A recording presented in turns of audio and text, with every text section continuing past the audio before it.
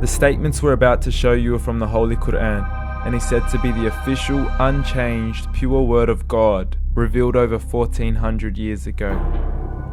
Claiming to be the word of God is a heavy statement, and without proof, or if a single contradiction is found within the book, the apparent word of God will be proven false. So without further ado, let's put the book to the test. In the 23rd chapter, titled The Believers, from the 12th to the 14th verses, God is said to give a detailed description of how the human being is formed. It begins by saying, "We then placed him as a sperm drop in a place of settlement, firmly fixed. Then we made the drop into a alaqa." We will translate this word very soon. "And then we changed the alaqa into a lump. Then we made out of that lump into bones. And then we clothed the bones with flesh. Then we caused him to grow and come into being and attain the definitive human form." In the 21st century, we can now safely say that this verse is clearly describing the process of human development in correct chronological order. However, what we should be paying attention to in particular is the second stage, referring to the development of the embryo. The specific word used to describe the embryo in this verse is the word alaqa. The word alaqa, when translated into English, can mean three separate things. Firstly, a blood clot, or to be suspended, that is to be hanging or clinging to something, or thirdly and finally, a leech. Now, all three definitions don't come anywhere near what we perceive to be the human embryo. So, why are these words used, and what significance do they share with the human embryo? Can the embryo be described as a blood clot? Well, what do you think?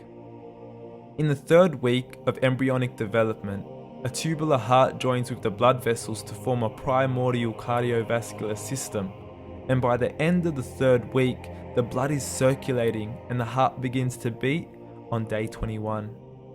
The first thing that comes to mind in regards to being suspended or hanging is the umbilical cord. But we can't use that example because we are simply referring to step 2, before the baby has even formed. But we now know today that the umbilical cord is formed from the connecting stalk. And the connecting stalk is formed as soon as the embryo is formed. The embryo's connecting stalk has even been described by John Allen and Beverly Kramer as an object to suspend the developing embryo in the extra-embryonic column.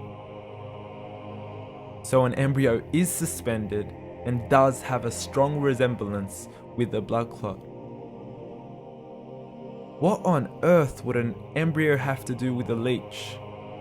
Figure A shows the structure of an embryo at 25 days. Figure B shows a leech. Now please note once again that the embryo in this stage is no greater than the size of a kernel of wheat. This is an X-ray of the embryo at 22 days. This is the internal structure of a leech. It's mind-blowing stuff, but you still haven't seen anything yet. This is the head of the embryo at 22 days. The detail you are seeing right now is absolutely impossible to be seen with the human eye and can only be seen with a microscope. This is the back end of a leech. There's no other words used to describe this other than mind-blowing. The pictures we have shown you are impossible to be seen with the human eye or even to be predicted by the human mind. Once again, the verses we have shown you were revealed over 1400 years ago to a man who couldn't read nor write. Are these the words of God? Descriptions of the human embryo in the Qur'an cannot be based on scientific knowledge in the 7th century. The only reasonable conclusion is that these descriptions were revealed to Muhammad from God, from God, from God, from God, from God.